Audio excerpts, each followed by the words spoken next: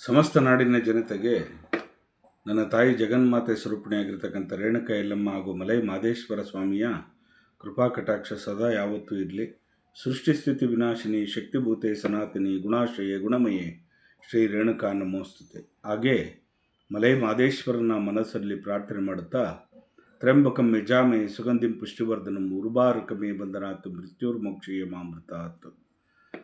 ಪರಮೇಶ್ವರನ ಪಾದಾರವಿಂದಗಳಿಗೆ ವಂದಿಸುತ್ತಾ, ಹಾಗೆ ನನ್ನ ತಂದೆ ತಾಯಿಯರಾಗಿರ್ತಕ್ಕಂಥ ಮಾತಾಪಿತರುಗಳ ಪಾದಕ್ಕೆ ವಂದಿಸುತ್ತಾ ಈ ದಿನ ಭವಿಷ್ಯ ಯಾವ ರೀತಿ ಇದೆ ನೋಡೋಣ ಬನ್ನಿ. ಮೊದಲಿಗೆ ಇವತ್ತು ತಾರೀಕು ಎಷ್ಟು? 31/3/2026 ಮಂಗಳವಾರ, ಉತ್ತರಾಯಣ ಪರಾಭವ ನಾಮ ಸಂವತ್ಸರದ ಚೈತ್ರ ಮಾಸದ ಶುಕ್ಲ ಪಕ್ಷದ ತ್ರಯೋದಶಿ ಈ ದಿನ ಪುಬ್ಬ ನಕ್ಷತ್ರ ಇದೆ. ಈ ದಿನ ಮಹಾವೀರ ಜಯಂತಿ ಕೂಡ ಇದೆ. ಈ ದಿನ ಶುಭ ಕಾಲ ಬಂದು 10:30ರಿಂದ 12 ಗಂಟೆವರೆಗೂ, 1:30ರಿಂದ 3 ಗಂಟೆವರೆಗೂ ಒಳ್ಳೆ ಶುಭ ಕಾಲವಿದೆ. ಆ ಕಾಲದಲ್ಲಿ ನೀವು ಒಳ್ಳೊಳ್ಳೆ ಕೆಲಸಗಳನ್ನು ಮಾಡ್ಕೊಂಬಿಡಿ ಬಂಧುಗಳೇ. ಈ ದಿನ 12 ರಾಶಿ ಕಡೆ ಗಮನ ಕೊಡೋಣ. ಮೊದಲಿಗೆ ಆದಿತ್ಯಾದಿ ನವಗ್ರಹಗಳನ್ನು ಮನಸ್ಸಿನಲ್ಲಿ ಪ್ರಾರ್ಥನೆ ಮಾಡ್ತಾ, ನಮಃ ಸೂರ್ಯಾಯ ಚಂದ್ರಾಯ ಮಂಗಳಾಯ ಚ ಬುಧ ಶುಕ್ರ ಶನಿ ಬೇಶ್ಚ ರಾಹುವೇ ಕೇತುವೆ ನಮಃ. ಗುರುಬ್ರಹ್ಮ ಗುರುವಿಷ್ಣು ಗುರುದೇವೋ ಮಹೇಶ್ವರ ಗುರು ಸಾಕ್ಷಾತ್ ಪರಬ್ರಹ್ಮ ತಸ್ಮೈ ಶ್ರೀ ಗುರುವೇ ನಮಃ.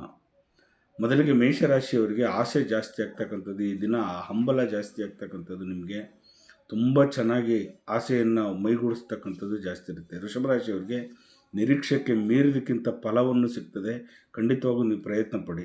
ಇನ್ನು ಮಿಥುನ ರಾಶಿಯವರಿಗೆ ಪ್ರಗತಿ ಪಥದಲ್ಲಿ ನಡೀತೀರಿ, ಯಥೇಚ್ಛವಾಗಿ ನಿಮಗೆ ಒಂದು ಅಭಿವೃದ್ಧಿಯ ಒಂದು ಪಥದಲ್ಲಿ ನಡೀತಿರ್ತಕ್ಕಂಥದ್ದು.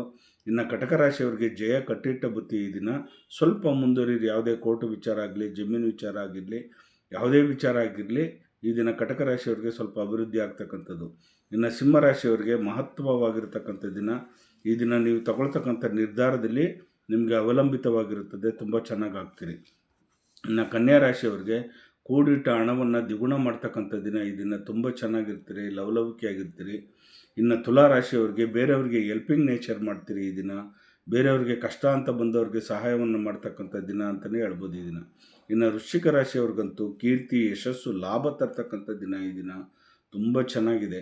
ಧನುಷು ರಾಶಿಯವ್ರಿಗಂತೂ ಉತ್ತಮವಾಗಿರ್ತಕ್ಕಂಥ ವಾತಾವರಣ ಆಗ್ತಕ್ಕಂಥದ್ದು, ಲವಲವಿಕೆ ಆಗಿರ್ತಕ್ಕಂಥದ್ದು, ಖುಷಿಯಾಗಿರ್ತೀರ, ಸಂತೋಷವಾಗಿ ಕಾಲ ಕಳೀತೀರ. ಖಂಡಿತವಾಗೂ ನಿಮ್ಮ ಮನಸ್ಸಲ್ಲಿ ಒಂದು ಉಲ್ಲಾಸದಾಯಕವಾಗಿರ್ತದೆ, ಆದರೆ ಉತ್ತಮವಾಗಿರ್ತಕ್ಕಂಥ ದಿನ ಅಂತಲೇ ಹೇಳ್ಬೋದು. ಈ ದಿನ ತುಂಬ ಚೆನ್ನಾಗಿರ್ತೀರ, ಈ ದಿನ ಖುಷಿಯಾಗಿ ಲವಲವಿಕೆಯಾಗಿರ್ತಾರೆ. ಇನ್ನು ಮಕರ ರಾಶಿಯವ್ರಿಗೆ ಒಳ್ಳೆತನವಾಗ್ತಕ್ಕಂಥದ್ದು, ಒಳ್ಳೊಳ್ಳೆ ಸ್ನೇಹಿತರುಗಳು ಸಿಗ್ತಕ್ಕಂಥದ್ದು, ಪರಿಚಯಸ್ಥರು ಸಿಗ್ತಕ್ಕಂಥದ್ದು ಜಾಸ್ತಿ ಈ ದಿನ. ಇನ್ನು ಕುಂಭರಾಶಿಯವ್ರಿಗಂತೂ ನೆಮ್ಮದಿಯಿಂದ ಇವತ್ತು ತುಂಬ ಒಂದು ರಿಲ್ಯಾಕ್ಸ್ ಆಗಿರ್ತಕ್ಕಂಥದ್ದು, ಮನಸ್ಸಿಗೆ ಏನೋ ಒಂಥರ ಸಂತೋಷ ಆಗ್ತಕ್ಕಂಥದ್ದು ದಿನ ಈ ದಿನ. ಇನ್ನು ಮೀನರಾಶಿಯವ್ರಿಗೆ ತೊಗೊಂಡ್ರೆ ಪ್ರೀತಿ ಪಾತ್ರರು, ಹೊಸ ಹೊಸ ಸ್ನೇಹಿತರುಗಳು, ಹೊಸ ಹೊಸ ಗೆಳತಿಯರು ಎಲ್ಲರೂ ಜಾಸ್ತಿ ಕೊಡ್ತಕ್ಕಂಥದ್ದು ಈ ದಿನ ಮೀನರಾಶಿಯವ್ರಿಗೆ. ಹೀಗೆ 12 ರಾಶಿಗಳಿಗೆ ಫಲಾಫಲಗಳುಂಟು. ಜಗನ್ಮಾತೆ ಸ್ವರೂಪಿಣಿಯಾಗಿರ್ತಕ್ಕಂಥ ನನ್ನ ತಾಯಿ ರೇಣುಕಾ ಯಲ್ಲಮ್ಮ ಹಾಗೂ ಮಲೈ ಮಹದೇಶ್ವರ ಸ್ವಾಮಿ ನಿಮ್ಮ ಜೀವನದಲ್ಲಿ ಸುಖ, ಶಾಂತಿ, ನೆಮ್ಮದಿ, ಆರೋಗ್ಯ, ಭಾಗ್ಯ ಎಲ್ಲವನ್ನು ಕೊಟ್ಟು ಕಾಪಾಡಲಿ. ಇಡೀ ಲೋಕನೇ ಶುಭಿಸ್ತವಾಗಿರಲಿ. ಲೋಕ ಸಮಸ್ತ ಸುಖಿನೋ ಭವಂತು, ಸನ್ಮಂಗಳಾನಿ ಭವಂತು, ಸರ್ವೇ ಜನ ಸುಖಿನೋ ಭವಂತು, ಸನ್ಮಂಗಳಾನಿ ಭವಂತು. ಒಳ್ಳೆಯದಾಗಲಿ.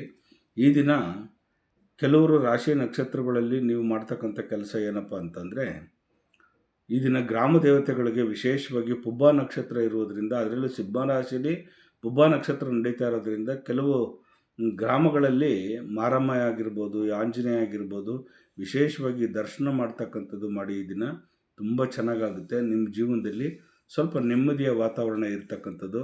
ಕೆಲವು ರಾಶಿ ನಕ್ಷತ್ರಗಳಲ್ಲಿ ತುಂಬ ವ್ಯತಿರಿಕ್ತವಾಗಿರ್ತಕ್ಕಂಥ ಗುರು ವಕ್ರಸ್ಥಾನದಲ್ಲಿ ಇರ್ತಕ್ಕಂಥದ್ದಾಗಿದೆ.